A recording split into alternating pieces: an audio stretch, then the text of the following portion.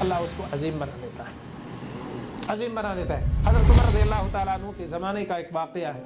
حضرت عمر رضی اللہ تعالیٰ عنہ نے جو ہے ایک شخص کو غالباً نافع جو ہے ان کو کیا گورنر بنا دیا تھا، کہاں؟ مکہ کے اوپر۔ اور جب آپ حج کو جا رہے تھے تو مکہ اور مدینے کے درمیان عثمان ایک جگہ ہے، تو جو ہے وہاں اس گورنر کو ملاقات کے لیے بلایا، اور جب وہ آئے تو کہا کہ من استعملت علی اہل الوادی، مکہ پر اب کس کو اپنا نائب مقرر کیا ہے؟ مکہ کی گورنری، اس کا حاکم کون ہے اس وقت؟ تم یہاں چلے آئے تو انہوں نے کہا ایک غلام کو بنایا ہو۔ تو حضرت عمر رضی اللہ تعالیٰ نے یہ غلام کو، یعنی غلام کی حقارت نہیں مقصود تھی، مقصد یہ تھا کہ اہل مکہ پر ایک غلام ہوگا تو وہ حکومت کیسے کرے گا؟ حکومت کے لیے تو پڑھا لکھا ہونا چاہیے، جانکار ہونا چاہیے۔ تو انہوں نے کیا کہا؟ حضرت عمر رضی اللہ تعالیٰ گورنر نے کہا کہ انہ قارئ لکتاب اللہ وعالم بالفرائض، کہا ایسا ویسا غلام نہیں ہے وہ اللہ کی کتاب کو یاد کرنے والا، پڑھنے والا اس کا عالم ہے، اور فرائض کا عالم ہے۔ فرائض کیا؟ جو کسی کے مرنے کے بعد جو ترکہ ہوتا ہے، جو اس کی مال دولت پراپرٹی، اس کی تقسیم کا یہ ایک مشکل علم ہے، ہر ایک کو یہ علم حاصل نہیں ہوتی، یہ بڑا اہم ہے۔ تو انہوں نے کہا کہ وہ غلام ایسا ویسا نہیں ہے، وہ غلام اللہ کی کتاب پڑھنے والا ہے اور وہ فرائض کے علم کو جانتا ہے۔ حضرت عمر رضی اللہ تعالیٰ عنہ نے کہا کہ لوگوں، تمہارے نبی نے یہ فرمایا کہ ان اللہ یرفع، مرتبہ ہوگا جنت کے اندر ان کی یہ بالادستی ہوگی، اور اس قدر اللہ تعالیٰ ان کو عظیم المرتبت بنائے گا، اور اس قدر ان کو اس کے انعام سے نوازے گا۔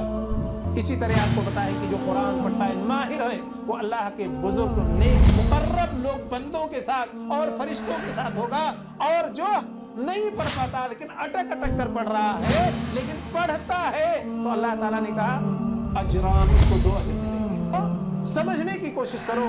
اب ایک اور جو دوسرا حصہ میرے اس کا تھا، وقت نہیں ہے، صرف اتنی بات کہہ کر کے ختم کر رہا ہوں کہ رمضان اور قرآن کا بڑا گہرا تعلق ہے، بڑا گہرا تعلق ہے۔ ویسے ہی آپ سمجھ لیں کہ رمضان کو قرآن کا مہینہ کہا گیا، اور قرآن مجید کا نزول رمضان بسم اللہ الرحمن الرحیم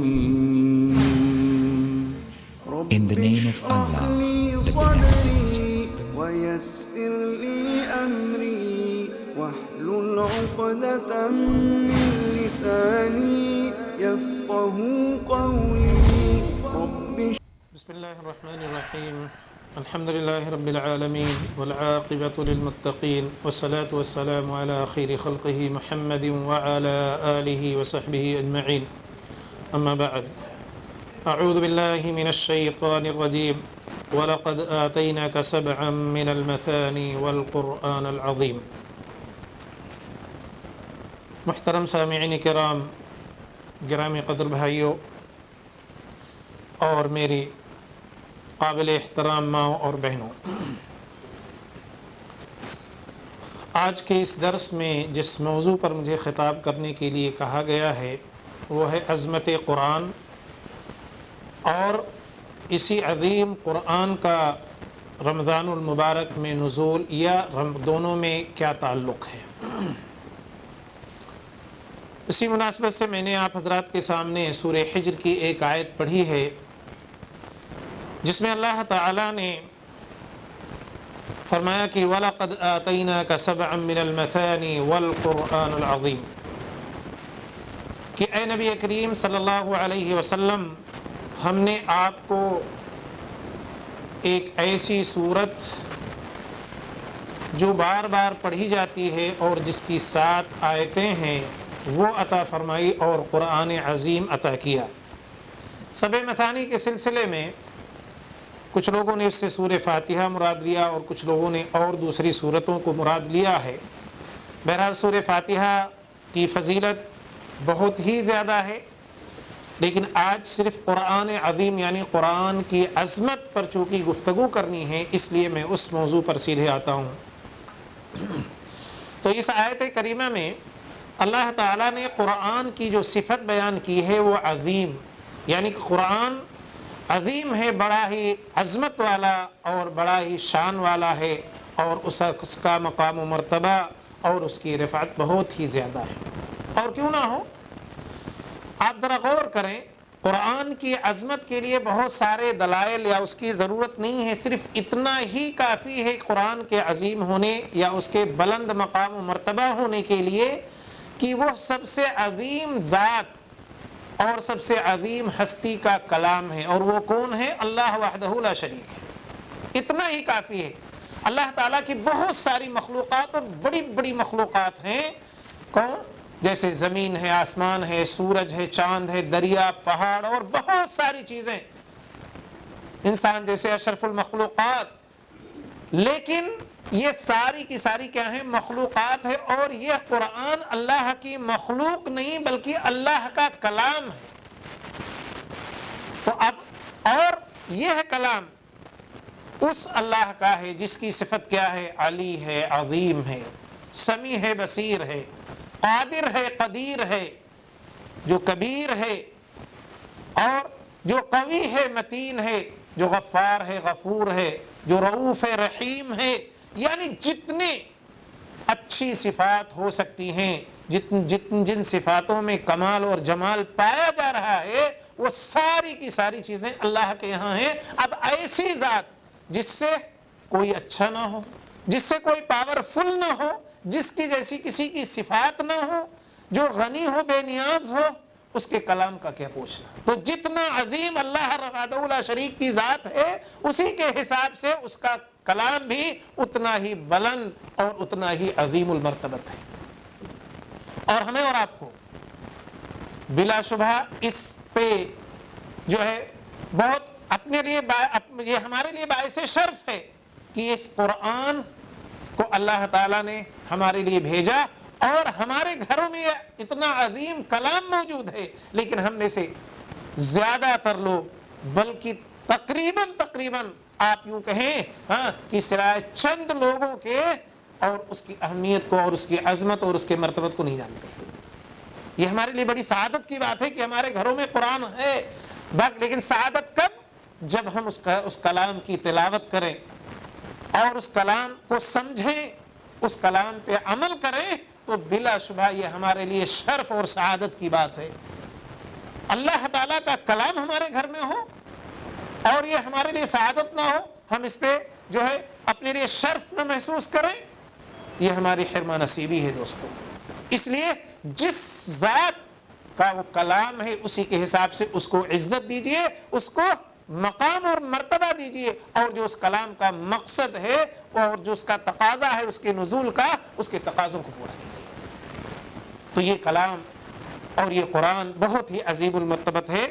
اور دوسری وجہ اس کے عظیم ہونے کی، دنیا کے اندر کوئی کتاب ایسی سچی نہیں ہے، ایسی درست نہیں ہے جیسا کہ قرآن مجید ہے۔ اسی لیے ہمارے نبی جناب محمد رسول اللہ صلی اللہ علیہ وسلم اپنے اکثر خطبوں میں کہا کرتے تھے، فَإِنَّ أَصْدَقَ الْحَدِيثِ كِتَابُ اللَّهِ یا فَإِنَّ خَيْرَ الْحَدِيثِ كِتَابُ اللَّهِ، سب سے سچی بات اللہ کی بات ہے، اللہ کا کلام ہے، اور سب سے عمدہ کلام، عمدہ بات کس کی ہے؟ اللہ تعالیٰ کی ہے۔ وَمَنْ أَصْدَقُ مِنَ اللَّهِ حَدِيثًا وَمَنْ أَصْدَقُ مِنَ اللَّهِ قِيلًا، اللہ سے بڑھ کر سچی بات کس کی ہو سکتی ہے؟ سچا کلام کس کا ہو سکتا ہے؟ جو ہے اس سے عمدہ کلام کس کا ہو سکتا ہے؟ یہ اللہ کے رسول جناب محمد الرسول اللہ صلی اللہ علیہ وسلم لوگوں کے کانوں میں اپنے تقریباً ہر خطبے میں ڈالا کرتے تھے، تاکہ اس کی عظمت کو سمجھیں، اس کے مقام اور مرتبے کو سمجھیں، جو ہے کہ اللہ جو ہے کہ اس کلام کا کیا مقام اور مرتبہ ہے۔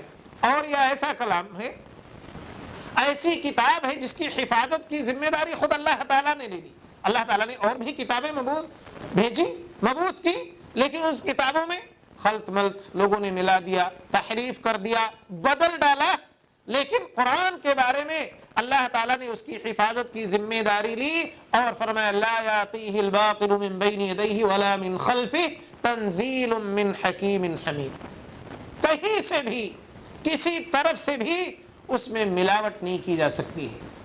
لوگ کوشش بھی کریں گے لیکن ملاوٹ نہیں ہو سکتی، اس کے اندر کوئی باطل چیز نہیں آ سکتی۔ تو جو اس طرح سے محفوظ ہو اس سے بڑھ کر عظیم المرتبت کسی کا کلام ہو سکتا ہے یا کہ کوئی کتاب ہو سکتی ہے؟ ہرگز نہیں ہو سکتی. اس سے بڑھ کر اور اس سے عظیم المرتبت کوئی کتاب نہیں ہو سکتی. اس سے زیادہ بلند شان کسی کتاب کی نہیں ہو سکتی اور اس سے زیادہ رفعت اور بلندی کسی کو حاصل نہیں ہو سکتی. تنزیل من حکیم حمید، اور وہ کسی اور کی نہیں، حکیم حمید، یعنی حکیم جو ہر طرح سے ہر چیز کو سمجھتا ہو، ہر باریک سے باریک چیز جس کے علم میں ہو اور وہ تمام حکمتوں کو جانتا ہو اور ہر طرح سے قابل تعریف. قابل تعریف انسان ہمیشہ کیسے ہوتا ہے؟ جب اس سے کوئی خطا کوئی غلطی کا امکان نہ ہو وہ مکمل تعریف کے قابل ہوتا ہے. اور اللہ کی ذات ایسے ہے کہ اس میں کسی قسم کا نقص نہیں، تو اس کا کلام یہ ہے جو حکمت سے پر اور ہر چیز سے پر، اس میں کسی قسم کی کمی یا کسی قسم کا کوئی شائبہ نہیں ہو سکتا، کہیں سے باطل یا کسی خرافات کا اس میں اس کی آمیزش نہیں ہو سکتی ہے. تو ظاہر ہے یہ اس کے عظیم المرتبت ہونے کی ایک اور دلیل ہے کہ اس میں اس کی حفاظت کی ذمہ داری اللہ تعالیٰ نے لی. ورنہ آسمانی کتابیں اللہ کی نازل کردہ کتابوں میں بھی تحریف کر دی گئی اور انہیں بدل دیا گیا جو ہے. اور آپ کو پتا ہوگا کہ اس زمانے میں بھی اللہ کے رسول صلی اللہ علیہ وسلم کے زمانے، بلکہ آپ صلی اللہ علیہ وسلم سے پہلے بھی عربی زبان کا دور تھا. اور ایسے نہیں، بڑے فصیح و بلیغ لوگ تھے، ادیب لوگ تھے، شعراء تھے. آج بھی اسلامی مدارس کے اندر زمانے جاہلیت کی عربی زبان یا اس کا ادب اور اس کے اشعار پڑھائے جاتے ہیں. کیوں؟ اس لیے کہ اس میں فصاحت و بلاغت بہت ہی زیادہ موجود ہے. لیکن قرآن کی فصاحت و بلاغت کے آگے اور قرآن کے معانی و مفاہیم کے آگے، قرآن کی جامعیت کے آگے وہ اور ان کا کلام بھی فیل ہو گیا. لیکن جب اللہ کے رسول جناب محمد رسول اللہ صلی اللہ علیہ وسلم نے اللہ کا یہ کلام پیش کیا ان کے سامنے، اور اس سے ان کے عقائد پر، ان کے اعمال پر، ان کے موجودہ کردار پر اور ان کی جاہلیت کی جو ہے تعصبی باتوں پر، اقوال و افعال پر جب کاری ضرب لگی تو ایسی صورت میں وہ بے چین ہو گئے. ان کے ایوانوں میں زلزلہ آ گیا اور وہ کسی طرح بھی اسے ماننے کے لیے تیار نہیں تھے. اسی لیے بہت ساری چیزیں جو ہے اس کے خلاف کہنے لگے اور اس کلام پر اور ہمارے نبی جناب محمد رسول اللہ صلی اللہ علیہ وسلم پر مختلف قسم کی تہمتیں رکھنے لگے. حتیٰ کہ قرآن کے بارے میں کہا قالوا اساطیر الاولین اکتتبها فیتملی علیہ. کہا یہ کتاب کوئی بڑی اہم نہیں ہے، بلکہ یہ تو پہلے لوگوں کی قصے اور کہانیاں ہیں جو نبی کے اوپر بیان کیے جاتے ہیں اور نبی ان سے سن کر کے اور ہمارے سامنے وہ پیش کرتے ہیں. جب یہ باتیں آئیں تو اللہ تعالیٰ نے کہا کہ اے نبی آپ ان کو چیلنج کر دیجئے. ہمارے نبی جناب محمد رسول اللہ صلی اللہ علیہ وسلم آپ کو پتا ہے امی تھے. اس کے باوجود آپ پر یہ تہمت لگا رہے ہیں کہ آپ کسی سے سیکھتے ہیں، کوئی آپ کو سکھاتا ہے یا آپ اسے گڑھ کر کے پیش کرتے ہیں. تو اللہ تعالیٰ نے کہا آپ ان پڑھے لکھے لوگوں کو، ان ادبا کو، ان شعراء کو جو یہ زبان دانی کے بڑے مشہور ہیں اور انہیں اپنی زبان دانی پر جو ہے بڑا فخر ہے، تو انہیں اس کلام، اگر یہ انسانی کلام ہے تو انہیں چیلنج دیجئے کہ ایسا کلام، ایسا قرآن لا کر کے دکھا دیجئے. چنانچہ فرماتے ہیں کہ قل لئن اجتمعت الانس والجن الا ان یأتوا بمثل هذا القرآن لا یأتون بمثله ولو كان بعضهم لبعض ظہیرا. کہا نبی کریم صلی اللہ علیہ وسلم آپ لوگوں سے کہہ دیجئے کہ انس و جنات، انس بھی، انسان جنات سب مل کر کے بھی لانا چاہیں، الگ الگ لانا چاہیں تو بھی نہیں لا سکتے. پورے انسان مل کر لانا چاہیں تو بھی نہیں. انسان اور جن دونوں ایک دوسرے کی مدد کر کے اس جیسا قرآن لانا چاہیں، اس جیسا کلام لانا چاہیں تو اللہ تعالیٰ نے کہا کہ نہیں لا سکتے. اس کے باوجود بھی نہیں لا سکتے.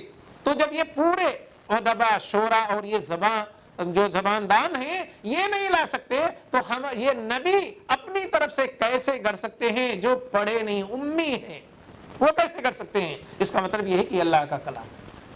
اور وہ لوگ اپنی فصاحت و بلاغت، اپنی عربی زبان جاننے کے باوجود، اس میں مہارت کے باوجود اس جیسا کلام پیش نہیں کر سکتے اور نہ کر سکے. اس کے بعد اللہ تعالیٰ نے کہا اس سے چھوٹی چیز انہیں دے دو.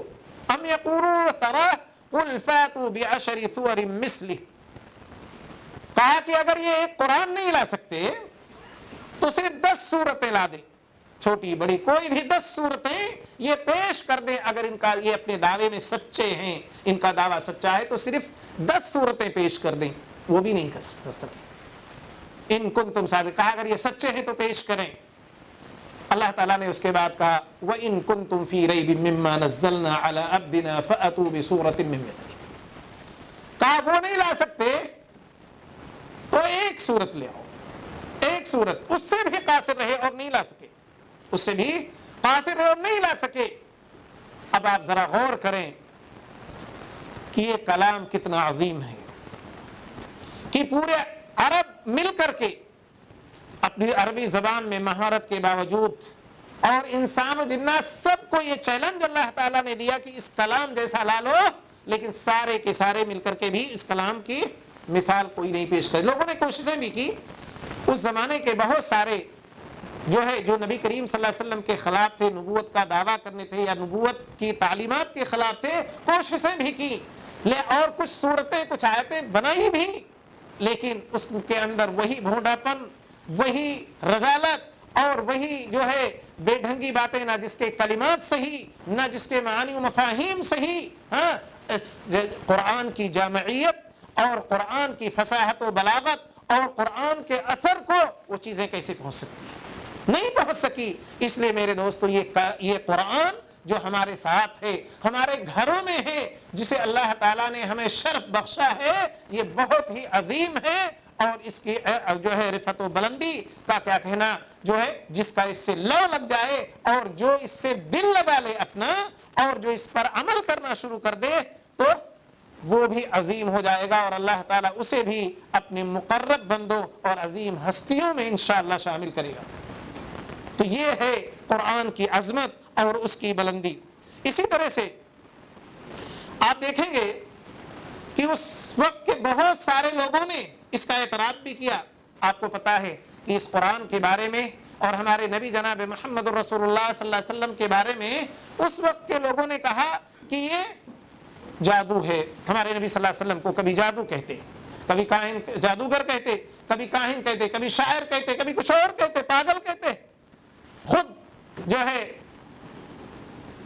نضر بن حارث نے کہا اور مکہ کے سرداروں سے کہا کہ جب یہ محمد صلی اللہ علیہ وسلم جب جوان تھے تب تو آپ سب سے اچھا آدمی اپنے معاشرے اور سماج کا مانتے تھے، انہیں صادق اور امین کہتے تھے۔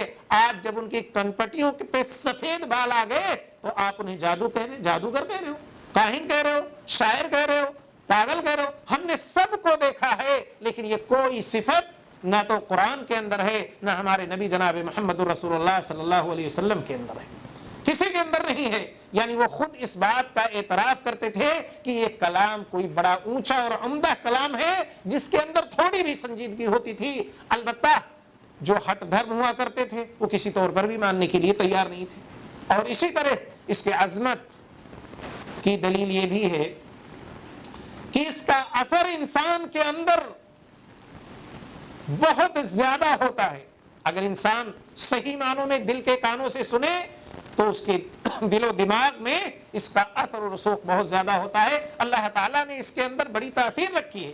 اسی لیے آپ دیکھیں کہ وہی لوگ جو ہمارے نبی جناب محمد رسول اللہ صلی اللہ علیہ وسلم کے خلاف تھے، آپ کو پاگل یا دیوانہ کہتے تھے، آپ صلی اللہ علیہ وسلم پر ایمان لائے، اور وہی جو آپ صلی اللہ علیہ وسلم کا چہرہ نہیں دیکھنا چاہتے تھے، جو کہتے تھے آپ کا چہرہ ہمیں دنیا میں سب سے مبغوض نظر آتا تھا، ناپسندیدہ نظر آتا تھا، وہی چہرہ انہی لوگوں کے پاس سب سے محبوب ہو گیا۔ اور وہی نبی کریم صلی اللہ علیہ وسلم کی رفاقت اور معیت کو، ساتھ کو شرف اپنے لیے سمجھنے لگے جو اس کا انکار کرتے تھے۔ تو اللہ تعالیٰ نے اس کے اندر بہت ہی تاثیر رکھی ہے، بڑا اثر ہے۔ اگر ہم صحیح معنوں میں ذرا غور سے، سچے دل سے، ہدایت کی نیت سے اسے سن لیں تو ہماری کایا پلٹ سکتی ہے، ہماری زندگی بدل سکتی ہے۔ اللہ تعالیٰ کا ارشاد ہے اللہ نزل احسن الحدیث کتابا متشابہا مثانیہ تقشعر منہ جلود الذین یخشون ربہم ثم تلین جلودہم وقلوبہم۔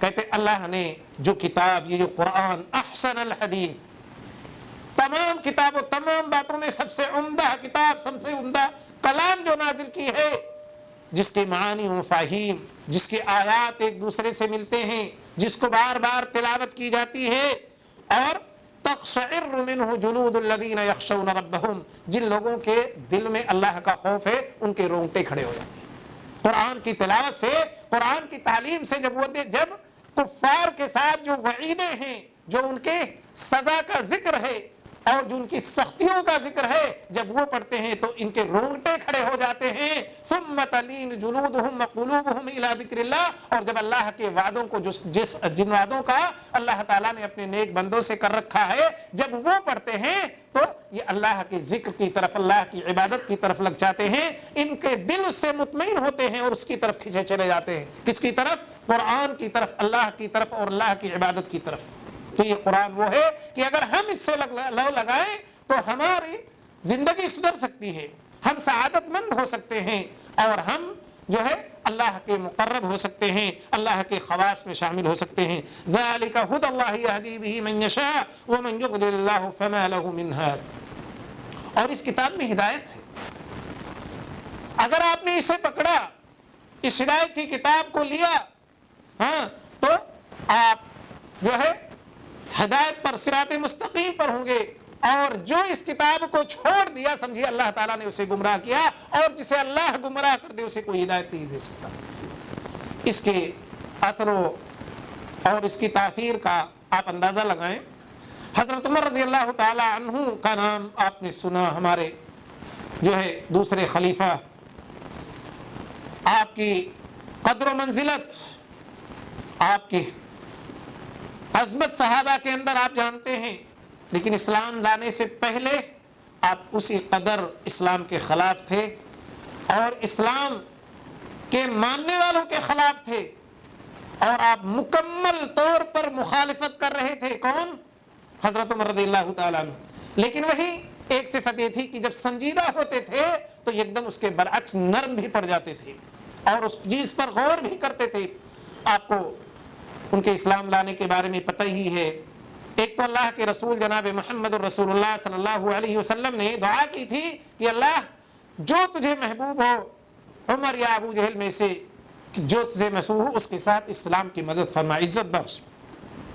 حضرت عمر رضی اللہ تعالیٰ عنہ اس کے خلاف تھے، لیکن جب اس کلام کو سنتے تھے تو کبھی دل میں آتا تھا کہ میں سنوں۔ چنانچہ ایک بار یہ خود اللہ کے رسول صلی اللہ علیہ وسلم جو ہے قرآن کی تلاوت فرما رہے تھے، اور سورہ حاقہ کی تلاوت حرم کے اندر حضرت عمر رضی اللہ تعالیٰ عنہ جاتے ہیں اور خانہ کعبہ کے پردے میں چھپ کر کے سنتے ہیں، اور جب کہتے ہیں سنتے سنتے میرے دل میں خیال آیا کہ یہ کسی شاعر کا کلام ہو سکتا ہے، کسی کاہن کا کلام ہوتا ہے۔ یہ میں سوچ ہی رہا تھا کہ اللہ کے رسول صلی اللہ علیہ وسلم نے پڑھا کہ انہو لقول رسول کریم وما هو بقول شاعر قلیلا ما تؤمنون ولا بقول کاہن قلیلا ما تذکرون، اللہ تنزیل من رب العالمین۔ کہا یہ آیت آئی تو میرے دماغ سے وہ ساری باتیں رفو چکر ہو گئی، اور میں نے کہا کہ پھر یہ تو شعر نہیں ہو سکتا، یہ کہانت نہیں ہو سکتی، یہ تو کوئی تنزیل من رب العالمین، یہ اللہ تعالیٰ کا کلام ہے۔ لیکن اس کے باوجود بھی ابھی چونکہ تمام بڑے لوگ، تمام صنادید قریش، سرداران مکہ اس کے خلاف تھے، آبا و اجداد کا دین تھا، آبا و اجداد کے عقیدے پر اس سے ضرب آ رہی تھی، اس لیے ابھی بھی جو ہے کہتے ہیں اسلام تو آیا کچھ دل میں، لیکن ابھی بھی اس کا اقرار نہیں کر پا رہے ہیں۔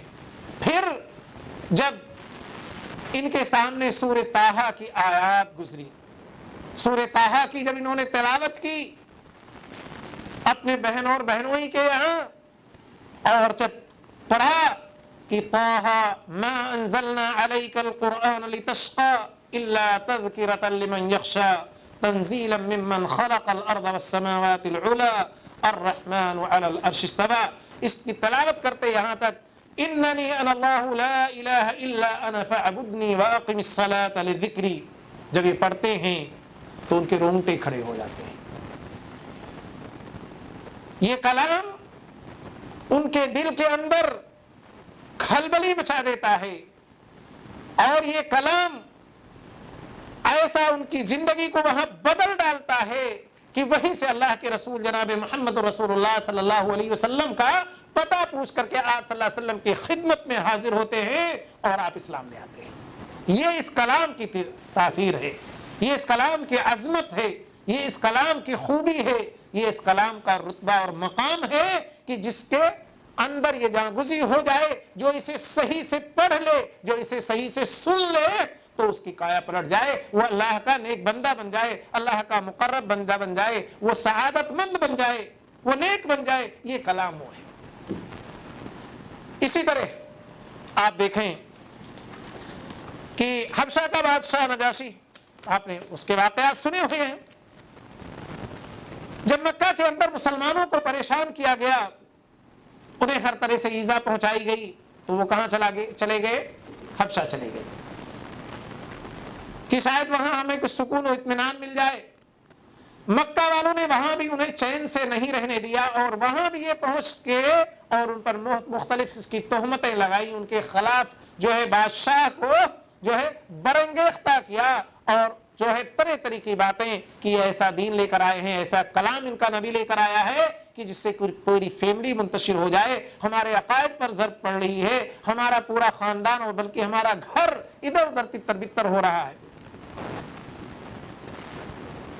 اس وقت آپ کو پتا ہے بہت سارے تحفے تحائف بھی لے گئے کہ بادشاہ کو خوش کریں اور ان کو نکلوا دیں وہاں. بادشاہ نے سنجیدہ تھا، اس نے بلایا کس کو؟ مسلمانوں کو بلایا کہ تم اس کی صفائی میں کیا کہہ سکتے ہو؟ حضرت جعفر ابن ابی طالب رضی اللہ تعالیٰ عنہ کو بلایا. انہوں نے اس کے سامنے سچی بات اپنے نبی جناب محمد رسول اللہ صلی اللہ علیہ وسلم کی پیش کی، اور بتایا کہ یہ جو دین ہے ایک اللہ کی عبادت کی دعوت دیتا ہے، غریبوں یتیموں مسکینوں کے ساتھ حسن سلوک کا، ایک دوسرے کے حقوق کے لحاظ کا، بے حیائی بے شرمیوں سے روکتا.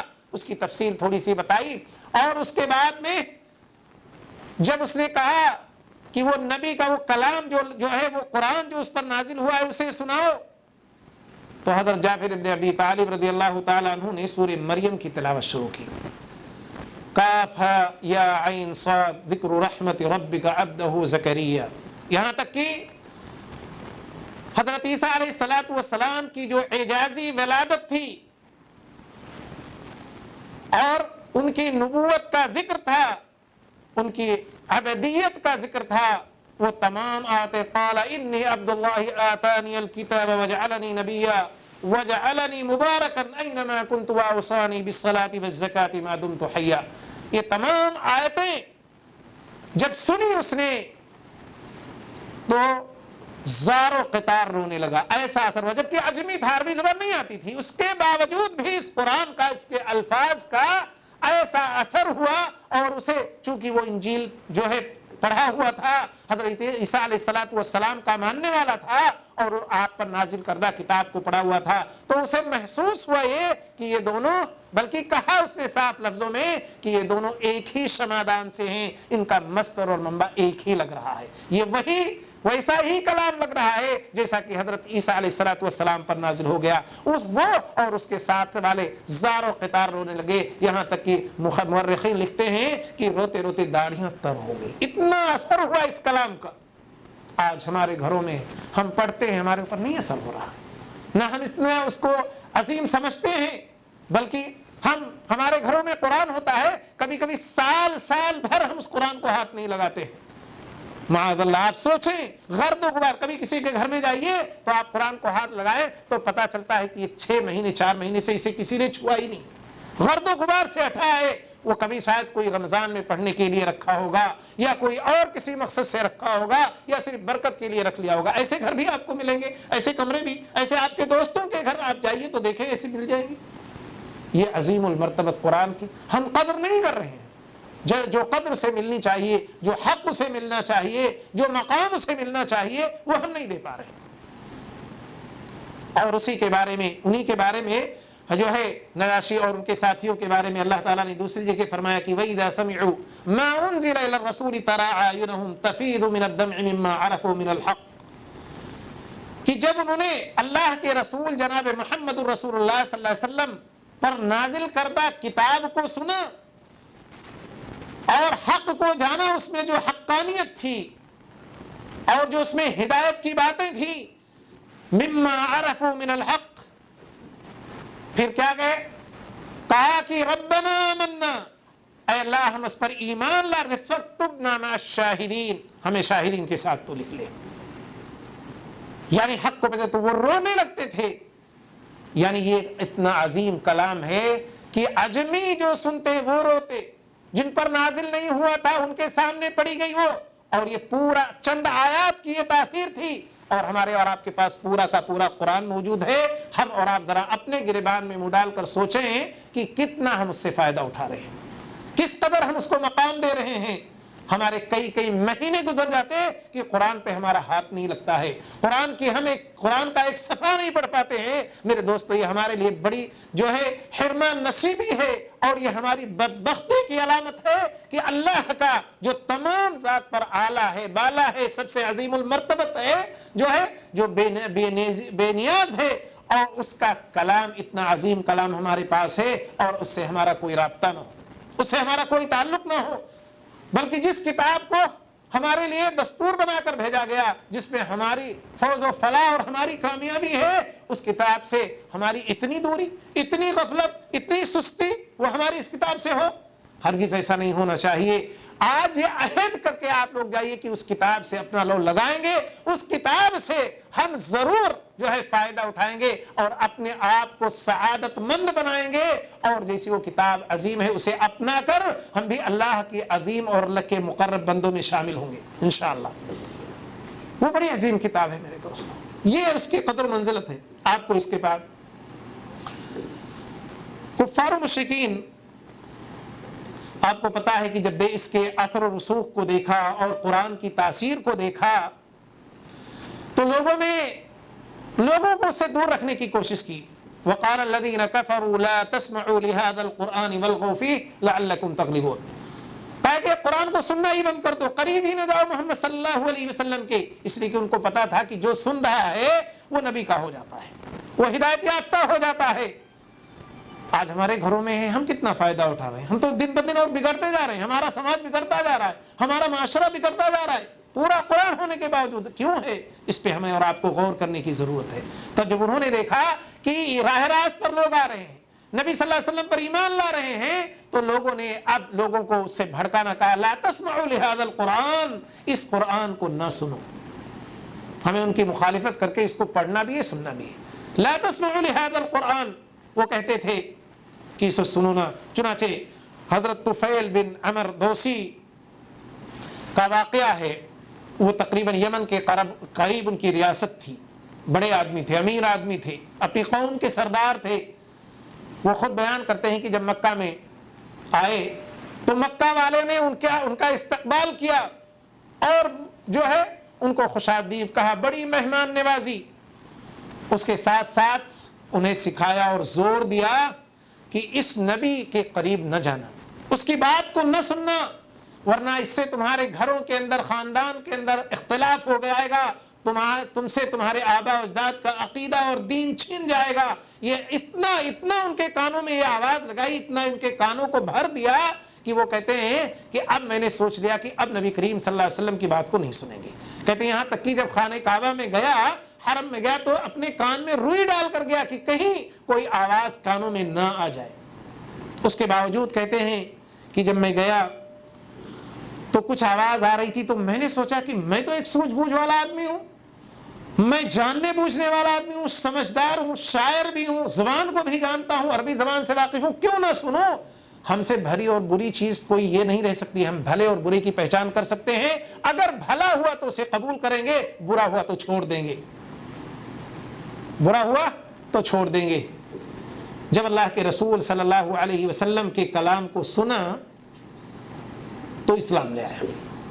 اللہ کے رسول صلی اللہ علیہ وسلم کے کلام کو ایک ہی مجلس میں ایک ہی بار سنا اور ایسا اثر ہوا اس کلام کو، دل نے اسے اتنا بھایا کہ اشہد ان لا الہ الا اللہ و اشہد ان محمد الرسول اللہ کی صدا انہوں نے بلند کر دی جو ہے، اور اس کے بعد جا کر کے اپنے خاندان اور قوم میں بھی جو ہے اس کی تبلیغ کی۔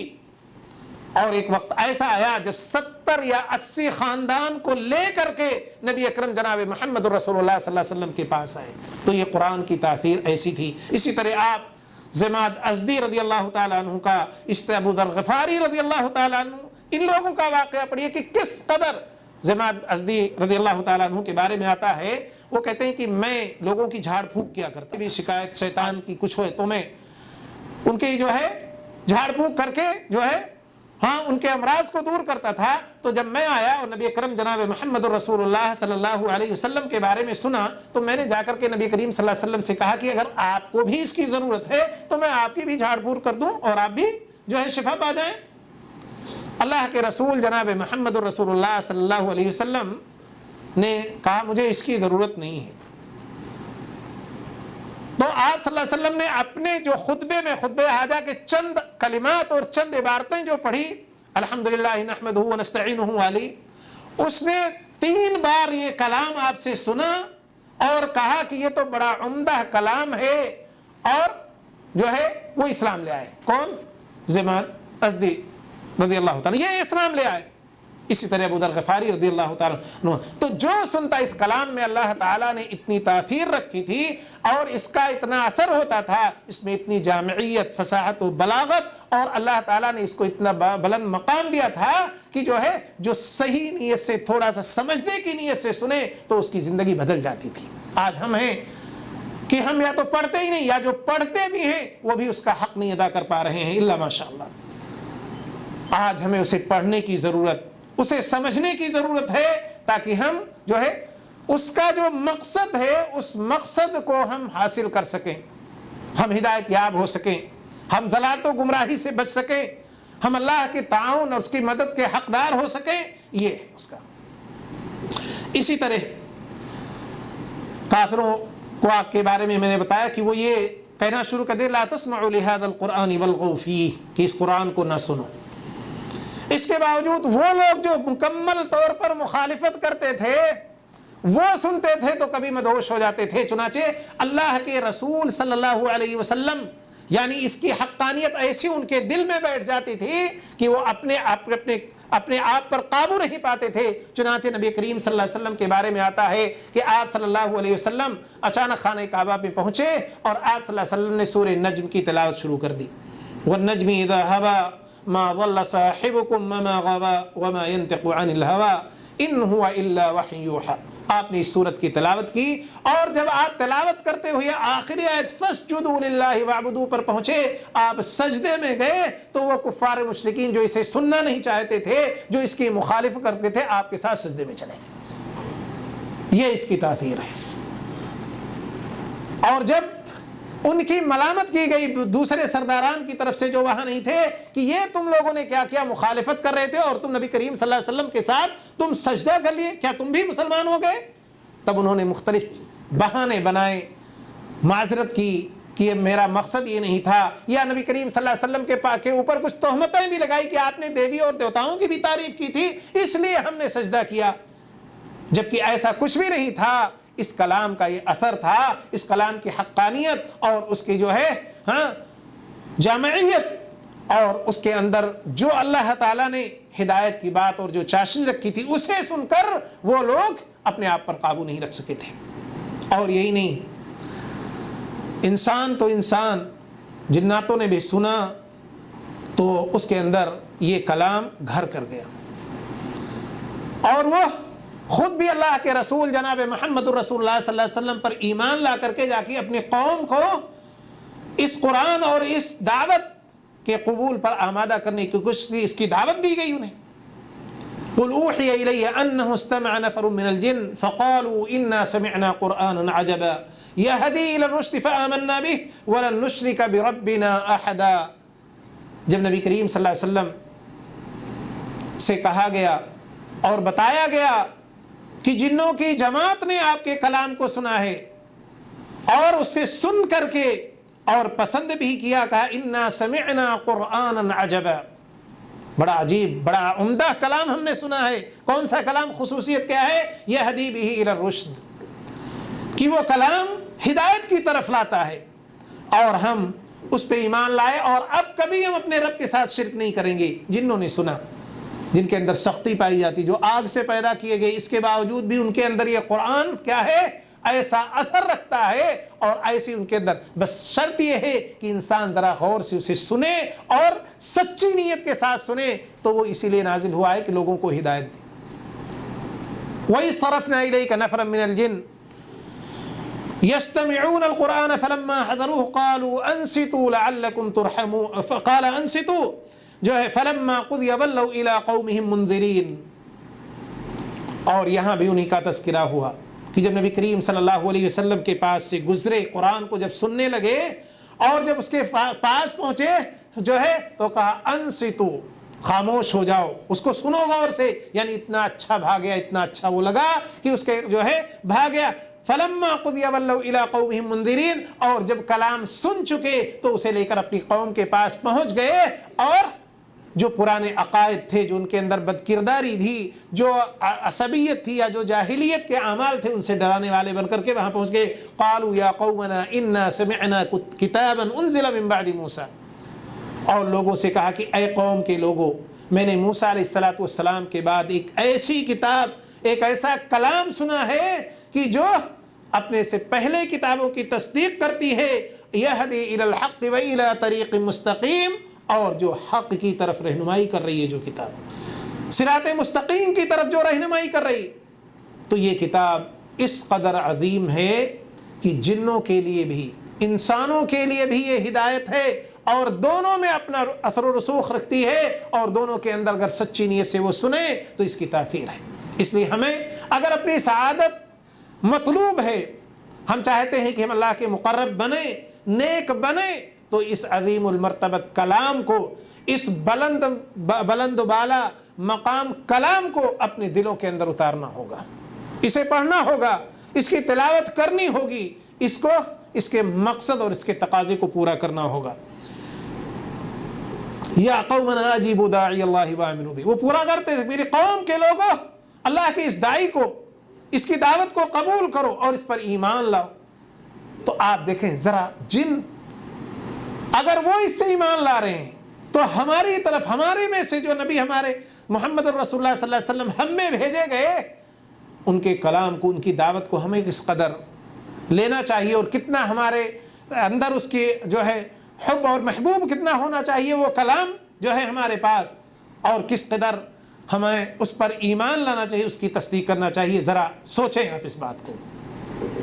اسی طرح سے اس قرآن کی تاثیر کے بارے میں فرمایا کہ لو انزلنا هذا القرآن على جبل لرأيته خاشعا متصدعا من خشية الله وتلك الامثال نضربها للناس لعلهم يتفكرون۔ کہا یہ تو جن اور انسان کی بات ہے، اگر پہاڑ پر، پتھر پر بھی یہ قرآن نازل ہو جائے، اور جو اللہ تعالیٰ ہمیں پوچھ دیا ہے یہ دے دے اللہ نے، تو خوف سے وہ ٹکڑے ٹکڑے، ریزہ ریزہ ہو جائے۔ کون؟ اتنا سخت پتھر، چٹان اور پہاڑ۔ اب ذرا ہم اور آپ اندازہ لگائیں کہ جب پہاڑ جو ہے ریزہ ریزہ ہو سکتا ہے، اللہ کے خوف سے ٹوٹ سکتا ہے، تو پھر اللہ کا خوف ہمارے دلوں میں کتنا ہونا چاہیے ہمارے اوپر۔ ہمارے لیے یہ کتاب کو نازل کیا گیا، تو جو ہے کس قدر ہمارے اندر اللہ تعالیٰ کا خوف ہونا چاہیے، یہ ذرا بتائیے۔ اور اس کتاب کی عظمت یہ بھی ہے کہ یہ کم مرتبہ لوگوں جو اسے قبول کر لے، جو اسے پڑھ لے، جو اسے یاد کر لے، سمجھ لے، عمل پیرا ہو جائے، اللہ اس کو عظیم بنا دیتا ہے، عظیم بنا دیتا ہے۔ حضرت عمر رضی اللہ تعالیٰ عنہ کے زمانے کا ایک واقعہ ہے۔ حضرت عمر رضی اللہ تعالیٰ عنہ نے جو ہے ایک شخص کو، غالباً نافع یا جو ہے ان کو کیا گورنر بنا دیا تھا، کہاں؟ مکہ کے اوپر۔ اور جب آپ حج کو جا رہے تھے تو مکہ اور مدینے کے درمیان عسفان ایک جگہ ہے، تو جو ہے وہاں اس گورنر کو ملاقات کے لیے بلایا، اور جب وہ آئے تو کہا کہ من استعملت علی اہل الوادی، مکہ پر اب کس کو اپنا نائب مقرر کیا ہو؟ مکہ کی گورنری، اس کا حاکم کون ہے اس وقت؟ تم یہاں چلے آئے تو انہوں نے کہا ایک غلام کو بنایا ہو۔ تو حضرت عمر رضی اللہ تعالیٰ نے، ایک غلام کو؟ یعنی غلام کی حقارت نہیں مقصود تھی، مقصد یہ تھا کہ اہل مکہ پر ایک غلام ہوگا تو وہ حکومت کیسے کرے گا، حکومت کے لیے تو پڑھا لکھا ہونا چاہیے، جانکار ہونا چاہیے۔ تو انہوں نے کیا کہا، حضرت عمر رضی اللہ تعالیٰ گورنر نے کہا کہ انہو قارئ لکتاب اللہ وعالم بالفرائض، کہا ایسا ویسا غلام نہیں ہے وہ اللہ کی کتاب کو یاد کرنے والا، پڑھنے والا اس کا عالم ہے، اور فرائض کا عالم ہے۔ فرائض کیا؟ جو کسی کے مرنے کے بعد جو ترکہ ہوتا ہے، جو اس کی مال دولت پراپرٹی، اس کی تقسیم کا، یہ ایک مشکل علم ہے، ہر ایک کو یہ علم حاصل نہیں ہوتی، یہ بڑا اہم ہے۔ تو انہوں نے کہا کہ وہ غلام ایسا ویسا نہیں ہے، وہ غلام اللہ کی کتاب پڑھنے والا ہے اور وہ فرائض کے علم کو جانتا ہے۔ حضرت عمر رضی اللہ تعالیٰ عنہ نے کہا کہ لوگوں، تمہارے نبی نے یہ فرمایا کہ ان اللہ یرفع بہذا الکتاب اقواما ویضع بہ آخرین، اس کتاب کو جو ہے، اس کتاب کے ذریعے اللہ تعالیٰ جسے چاہتا ہے بلند کر دیتا ہے، جو اس کتاب کو لیتا ہے، اس کتاب کو اپناتا ہے، اللہ اسے بلند کر دیتا ہے، اور جسے چاہتا ہے، جو اس کتاب کو چھوڑتا ہے، اسے اللہ رب العزت جو ہے ذلیل و رسوا اور جو ہے پست کر دیتا ہے۔ تو آپ ذرا سنیں کہ غلام کس کی کیا ہے، لیکن وہ مکہ والوں پر اس نے حکومت کی، گورنری کی، کس کی وجہ سے؟ کیا وجہ کیا بتائے؟ قارئ لکتاب اللہ، اللہ تعالیٰ کی کتاب کو پڑھنے والا اور فرائض کے علم کو جاننے والا تھا۔ اسی طرح آپ ذرا سوچیں، اللہ کے رسول صلی اللہ علیہ وسلم نے اس فرمایا، اس سے بھی اس قرآن کی عظمت اور قدر و قیمت معلوم ہوتی ہے۔ آپ صلی اللہ علیہ وسلم نے کیا فرمایا؟ یؤم القوم اقرؤہم، قوم کی امامت کون کرے گا؟ جو ان میں زیادہ پڑھا ہوگا، جو قرآن کا علم جس کے پاس زیادہ ہوگا، قرآن کو سمجھ رہا ہوگا، قرآن یاد زیادہ ہوگا، وہ قوم کی امامت کرائے گا۔ قوم میں کون ہے؟ قوم میں آپ کا بادشاہ بھی ہے، اس کا ہو سکتا ہے اس کا باپ بھی ہو، اس کا بھائی بھی ہو، جو ہے، اور ڈاکٹر، انجینئر، بڑے بڑے عظیم المرتبہ لوگ، سب کہاں ہوتے ہیں؟ امام کے سب پیچھے ہوتے ہیں۔ وجہ کیا ہوتی ہے؟ اس کے اندر خوبی کون سی پائی جاتی ہے؟ اللہ کا کلام اس کے پاس ہوتا ہے، وہ اللہ کا کلام اسے سب سے آگے کر دیتا ہے، اور سارے اس کے بعد جو ادھر ادھر سے جو عظیم المرتبت بنے ہیں ان سارے کے لوگوں کو پیچھے کر دیتا ہے کہ نہیں بھائی؟ تو یہ قرآن کی برکت ہے، یہ قرآن کی عظمت ہے کہ جو اسے اپنائے وہ بھی عظیم ہو جائے۔ یوم القوم اقرؤہم، بلکہ کہتے ہیں جب انصار و مہاجرین ہجرت کر کے جا کر کے قباء میں پہنچے، اللہ کے رسول جناب محمد رسول اللہ صلی اللہ علیہ وسلم سے پہلے تو حضرت ابو حذیفہ رضی اللہ تعالیٰ عنہ کا غلام سالم، ان کا غلام سالم ان کی امامت کرواتا تھا، غلام سالم ان کی امامت کراتا۔ کیوں؟ کان اکثرہم قرآنا، سب سے زیادہ قرآن اس کے پاس تھا، سب سے زیادہ قرآن اس کے پاس تھا، اس لیے وہ امامت کراتا تھا۔ آج بھی آپ دیکھتے ہیں کہ قوم کا یا معاشرے کا، محلے کا اگر چھوٹا بچہ حافظ قرآن ہے وہ آگے ہوتا ہے، ساری قوم کے لوگ چاہے جتنے بڑے رئیس ہوں، چاہے جیسے ہوں، وہ سب اس کے پیچھے ہوتے ہیں۔ یہ قرآن کی برکت اور اس کی عظمت ہے کہ جو اسے اپنائے جو ہے وہ عظیم ہو جاتا ہے، وہ عظیم ہو جاتا ہے میرے دوستوں۔ تو یہ ہے قرآن کی برکت اور اس کے۔ اسی طرح سے آپ صلی اللہ علیہ وسلم نے، آپ کو یاد ہوگا کہ جب جنگ احد کے اندر بہت سارے ہمارے صحابہ کرام شہید ہو جاتے ہیں، اس وقت جب آپ صلی اللہ علیہ وسلم، اور حالت یہ تھی کہ ایک ایک قبر میں دو دو یا اس سے زیادہ لوگ دفن کیا جا رہا تھا، کفن کے کپڑے بھی پورے نہیں نصیب ہو رہے تھے کہ مکمل صاحب سے ڈھانپ دیا جائے، لیکن وہاں صاحب قرآن کی عظمت یہ تھی کہ جب دفن کرنا ہوتا اللہ کے دو کو ایک ساتھ، تو اللہ کے رسول صلی اللہ علیہ وسلم ان سے پوچھتے تھے کہ ایہما کان اکثر اخذ القرآن، کا ان میں سے کون زیادہ قرآن والا ہے، کس کے پاس قرآن زیادہ ہے، کون ہے؟ ایہما اکثر، یعنی اس میں سے کون ہے جس کے پاس قرآن زیادہ ہے، جس کی طرف لوگ اشارہ کرتے اسے پہلے آپ لحد قبر کے اندر رکھتے، اس کو مقدم رکھتے، آپ اس کو پہلے رکھتے آپ۔ یہ کیوں؟ یہ بھی قرآن کی عظمت اور برکت ہے، اس سے اس کی وہ ہوتی ہے۔ اسی طرح آپ کو پتا ہے کہ آپ صلی اللہ علیہ وسلم نے فرمایا کہ قیامت کے دن یا وہاں آخرت میں اللہ تعالیٰ جو ہے اقرا ورتقی، جاؤ قرآن پڑھنے والوں، یاد کرنے والوں، تم پڑھتے جاؤ اور چلے جاؤ جہاں تک جا سکتے، اور تمہارا آخری منزل آخر مقام و مرتبہ ہوگا جہاں تمہاری آخری آیت ختم ہوگی.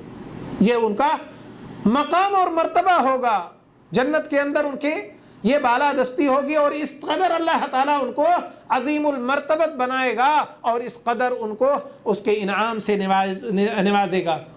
اسی طرح آپ کو پتا ہے کہ جو قرآن پڑھتا ہے ماہر ہے وہ اللہ کے بزرگ نیک مقرب لوگ بندوں کے ساتھ اور فرشتوں کے ساتھ ہوگا، اور جو نہیں پڑھ پاتا لیکن اٹک اٹک کر پڑھ رہا ہے لیکن پڑھتا ہے تو اللہ تعالیٰ نے کہا اجران، اس کو 2 اجر ملیں گے. قرآن کی جو ہے کسی کتاب دنیا میں اور کوئی قوم ایسی نہیں ہے یا کسی کتاب یا کہیں کسی آپ کو فنکشن میں کسی پروگرام میں ایسا سنا ہے کہ جو اٹک اٹک کر پڑھے اور جو نہ پڑھ پائے اس کو زیادہ انعام دے دیا جائے. نہیں، لیکن یہ قرآن ایسی کتاب ہے اور ایسی عظیم کتاب ہے کہ اللہ تعالیٰ نے اس شخص کو جو صحیح سے نہیں پڑھ پا رہا ہے لیکن پڑھنے کی کوشش کر رہا ہے تو اسے اللہ تعالیٰ نے کہا لہو اجران، اس کے لیے ڈبل اجر ہے. اس کے لیے کیا ہے؟ ڈبل اجر ہے. اسی طرح قرآن کی عظمت اور برکت یہ ہے، اس کا مقام یہ ہے کہ خیرکم من تعلم القرآن وعلمہ، تم میں سے بہتر وہ ہے جو قرآن سیکھے اور سکھائے. کوئی کتنا بھی عظیم ہو جائے، کوئی کتنا بھی سائنس ٹیکنالوجی میں ماہر ہو جائے، لیکن اگر اس کے پاس قرآن نہیں ہے اور آپ کے پاس ہے تو آپ سے وہ عظیم نہیں ہے. آپ کے پاس قرآن ہے، آپ کے پاس ایمان ہے، اللہ کے رسول کی سنت ہے، تو آپ سے وہ عظیم نہیں ہے، آپ سے وہ عظیم نہیں ہے. اسی لیے جو میں نے پہلی آیت پڑھتی کہ وَلَقَدْ آتَيْنَاكَ سَبْعًا مِّنَ الْمَثَانِ وَالْقُرْآنِ الْعَظِيمِ، اس کے بعد وَلَا تَمُدَّنَّ عَيْنَيْكَ إِلَىٰ مَا مَتَّعْنَا بِهِ أَزْوَاجًا مِّنْهُمْ زَهْرَةَ الْحَيَاةِ الدُّنْيَا. کہا اے نبی جب ہم نے آپ کو یہ قرآن دیا، 7 مثانی دیا، تو آپ جو ہیں دنیا کی زیب و زینت میں سے اگر ہم نے لوگوں کو نواز دیا ہے تو اس کی طرف آپ نہ دیکھیں، اس کی طرف آپ نہ دیکھیں. اس لیے ہم اہل ایمان کو یہ چاہیے کہ جب اللہ ہمیں قرآن کی دولت دے دے، قرآن کی نعمت دے دے، ایمان کی دولت دے دے، تو ہمیں دوسروں کی طرف جو دنیاوی دولتیں جن کے پاس ہے یہ دولت نہیں ہے تو ان کی طرف آنکھیں پھاڑ کے نہیں دیکھنا چاہیے اور طمع اور حرص سے نہیں دیکھنا چاہیے. آپ کوشش کریں حلال کمانے کی اور اللہ دے رہا ہے اور دے گا جو ہے، لیکن حرص و طمع سے ہمارے نبی صلی اللہ علیہ وسلم کو منع کیا گیا کہ آپ ان کی طرف نہ دیکھیں. اس سے عظیم دولت ہم نے آپ کو دے دی، اس سے عظیم دولت آپ کے پاس ہے. آپ اپنے آپ سے جو ہے مایوس نہ ہوں اور آپ اپنے آپ کو محروم نہ سمجھیں، اس سے عظیم دولت ہم نے آپ کو دے دی ہے. اس تو قرآن کو سیکھنے والے کو اللہ کا سب سے بہتر بتایا، سب سے بہتر، اور یہی بہتری ہے کہ وہ آگے بھی ہوتا ہے جو ہے. اور ان ھذا القرآن یہدی للتی ہی اقوم، قرآن ہمیشہ ایک مستحکم مضبوط قول اور فعل کی طرف، دین اور ایمان کی طرف آپ کی رہنمائی کرتا ہے. ایسا کوئی کلام نہیں ہے جو ایسا ہو جس کے اس کے مقابلے میں کسی رکھا جائے. تو یہ قرآن کا مقام اور مرتبہ ہی ہے جو اللہ تعالیٰ نے اس لیے، اور اللہ کا کلام ہے یہ، اللہ کی مخلوق تو ہی نہیں، اللہ کا کلام ہے یہ جو ہے. اور قرآن کی ایک عظمت یہ ہے کہ اس میں ساری چیزیں آپ کو ملیں گی، شروع سے لے کر آخر تک کسی بھی مسئلے کا حل آپ کو اس قرآن کے اندر ملے گا. اللہ تعالیٰ، ایک شخص نے اعتراض کیا، ایک بار میں غالباً کو علامہ محمد ابن صالح العثیمین رحمۃ اللہ علیہ کو سن رہا تھا، تو انہوں نے ایک واقعہ ذکر کیا کہ یورپ کی کسی کنٹری میں ایک شخص بیٹھا ہوا تھا، تو کسی یورپین نے ایک مسلمان سے یہ اعتراض کیا کہ آپ لوگ کہتے ہو کہ قرآن میں سب کچھ ہے تو ہمیں بہت کوئی بڑی چیز نہیں، ہاں یہ ہوٹل میں یا یہ جو ہے اس کے اندر جو یہ بیکری ہے اس میں جو بسکٹ اور یہ روٹیاں جو بن رہی ہیں اس کے بنانے کا طریقہ آپ قرآن میں بتا دیجئے تو ہم مانیں کہ آپ کا قرآن عظیم ہے. اس نے کہا یہ تو بڑی آسان بات ہے، ابھی بتا دیتا ہوں میں. ہمارے قرآن میں اس کو بلایا، جو روٹی بنانے والا، جو بریڈ بنانے والا تھا اس کے بلایا اور کہا کہ کیسے بناتے ہو اس کو، تو اس نے وہ طریقہ بتایا، وہ صفات بتائے. تو اس شخص، اس مسلمان نے اس یورپین کا کہا یہی ہمارے قرآن میں ہے. کہا کہیں دکھاؤ. کہا دیکھو فَاسْأَلُوا أَهْلَ الذِّكْرِ إِن كُنتُمْ لَا تَعْلَمُونَ، جو نہیں جانتے جاننے والوں سے پوچھ لو، جو جس کا ماہر ہو اس سے سیکھ لو. اور قرآن کے اندر آپ غور کریں گے تو آپ کو بڑی چیزیں ملیں گی. ہر بار ایک ہی آیت پہ آپ کو کوئی آیت پسند ہے اس کے معنی مفاہیم کو پڑھیں، ایک دن آپ پڑھیں، دوسرے دن غور کریں، تیسرے دن غور کریں، آپ کو ہر بار کچھ نہ کچھ اس میں لذت، چاشنی، نئی بات محسوس ہوگی، آپ کے ایمان میں اس سے اضافہ ہوگا اور نیا علم بھی آپ کو ملے گا. یہ ہے. تو اس لیے میرے دوستو یہ کتاب بہت ہی عظیم ہے اور بڑی عظیم المرتبت ہے. اب ضرورت اس بات کی ہے کہ ہم اس کتاب کے مقام کو سمجھیں، اس کتاب کے مرتبے کو سمجھیں، اور اس کتاب کا مرتبہ ہم کہاں سے سمجھیں؟ اللہ کی ذات سے سمجھیں کہ یہ اس کا کلام ہے، اور جتنا وہ عظیم المرتبت ہے اسی قدر اس کا کلام بھی عظیم ہے، بلند مقام والا ہے، اور اسی میں ہماری کامیابی اور کامرانی ہے. اسے ہم نے اپنا لیا تو ساری دولت ہمیں سمجھو مل گئی، دنیا کی بھی اور آخرت بھی مل گئی، اور اگر اسے ہم نے چھوڑ دیا تو ہم محروم ہو گئے، ہماری دنیا بھی خراب، دنیا میں بھی ہم ذلیل و رسوا، اور آخرت میں العمی والحفیظ. اس لیے میرے دوستو اس قرآن کی قدر کو سمجھو. اس قرآن گھر میں ہے تو اپنے لیے اسے شرف اور سعادت سمجھو، اور اس کی تلاوت، اس کے معنی و مفاہیم کو سمجھنے کی کوشش کرو. اب ایک اور جو دوسرا حصہ میرے اس کا تھا، وقت نہیں ہے، صرف اتنی بات کہہ کر کے ختم کر رہا ہوں کہ رمضان اور قرآن کا بڑا گہرا تعلق ہے، بڑا گہرا تعلق ہے. ویسے ہی آپ سمجھ لیں کہ رمضان کو قرآن کا مہینہ کہا گیا، اور قرآن مجید کا نزول رمضان المبارک، بلکہ اس کی سب سے افضل رات لیلۃ القدر میں اللہ تعالیٰ نے نازل فرمایا. اللہ تعالیٰ نے نازل فرمایا، سب سے شب قدر میں نازل فرمایا. اور اسی طرح سے قرآن جو ہے رمضان کے روزوں کا مقصد کیا فرمایا؟ لعلکم تتقون. اسی طرح قرآن کے نزول کا مقصد کیا ہے؟ تقویٰ ہے، ہدی للناس ہدی للمتقین ہے جو ہے. اور اسی طرح سے جہاں جو ہے روزے آپ کی شفاعت کریں گے، وہاں قرآن بھی آپ کی شفاعت کرے گا، وہاں قرآن بھی آپ کی شفاعت کرے گا. اور اسی جس طرح اللہ تعالیٰ کو روزہ پسند ہے، اللہ تعالیٰ کا الصوم لی وانا اجزی بہ، اور دوسرے کے فرمایا کہ وَلَخَلُوفُ فَمِ الصَّائِمِ أَطْيَبُ مِنَ الْمِسْكِ، کہا کہ جو ہے روزے دار کے منہ سے جو بو نکلتی ہے وہ اللہ کو مشک سے بھی زیادہ پسند ہے. اور روزے کا کہا تمام اعمال کا اجر و ثواب بدلہ اللہ تعالیٰ دیتا ہے، روزے کی خصوصیت کے ساتھ اپنی طرف نسبت کی. اسی طرح قرآن کو نازل کیا، اور پڑھنے کے لیے آپ سورہ فاتحہ پڑھے. اللہ تعالیٰ جو اس کی تفسیر میں جو مفسرین نے لکھا اور احادیث سے جو ثابت ہے کہ اللہ تعالیٰ کہتا ہے کہ یہ آدھا میرے لیے، میرے بندوں کے لیے، اب اس کے بعد جو میرا بندہ پوچھے. یعنی اس طرح سے اس کے فضائل ہیں کہ آپ قرآن پڑھتے جائیں، اللہ کے مقرب بندے جائیں. اور ظاہر ہے آپ قرآن پڑھ رہے ہیں تو گویا اللہ سے ہم کلام ہیں، اللہ کا کلام ہے، اللہ سے آپ بات کریں، اللہ سے ہم کلام ہیں. اور آپ نماز ایاک نعبد و ایاک نستعین، گویا کہ اللہ آپ کے ساتھ حاضر ہے.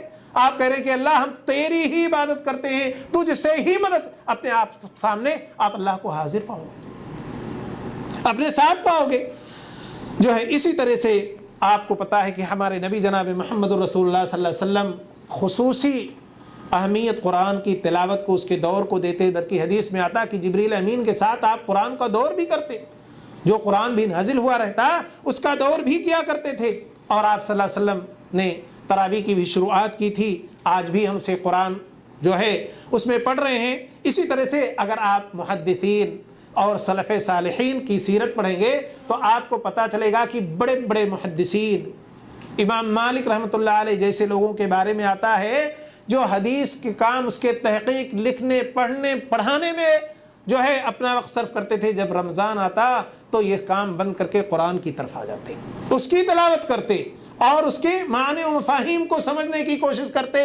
اسی طرح سے ہمیں اور آپ کو بھی چاہیے کہ یوں تو ہمارا تعلق ہمیشہ ہر روز، جیسے میں نے پہلے کہا کہ یہ عزم کر کے ہم اٹھیں کہ روزانہ ہم قرآن کی تلاوت کریں گے، اس کی کچھ آیتوں کو ہم سمجھیں گے، اس کے اور جو سمجھیں گے اس پر عمل کریں گے. یہ عزم اور حوصلہ لے کر کے یہاں سے اٹھیے، اور ہمارے اور آپ کے اس حوصلے کو اور عزم کو اللہ قبول فرمائے اور ہماری مدد فرمائے قرآن کی تلاوت کرنے میں، اسے سمجھنے میں، اس پر عمل کرنے میں جو ہے. اور خصوصیت کے ساتھ رمضان میں جو ہے زیادہ سے زیادہ تلاوت کریں اور اس کو سمجھنے اس پر عمل کرنے کی کوشش کریں۔ اللہ رب العزت سے دعا ہے کہ پروردگار عالم ہم سب کو نیک عمل کی توفیق عطا فرما۔ اے اللہ تو ہمیں قرآن کے مقام و مرتبے کو سمجھنے کی توفیق عطا فرما، قرآن کی تلاوت کی توفیق عطا فرما، قرآن کو سمجھنے کی، اس کی تعلیمات کو عام کرنے کی اور اس پر عمل کرنے کی توفیق عطا فرما۔ اے اللہ تو ہمیں جو ہمارے عبادتوں کو قبول فرما، ہماری تلاوت، ہمارے روزوں کو اور ہمارے دعاؤں کو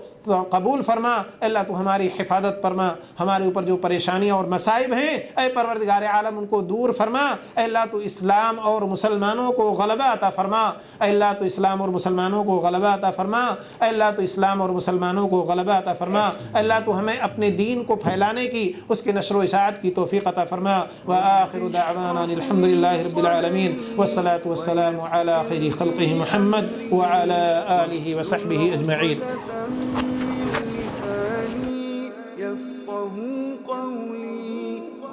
اشرح لي صدري ويسر لي أمري واحلل عقدة من لساني يفقه قولي رب اشرح لي صدري ويسر لي أمري واحلل عقدة من لساني يفقه قولي رب اشرح لي صدري ويسر لي أمري واحلل عقدة من لساني يفقه قولي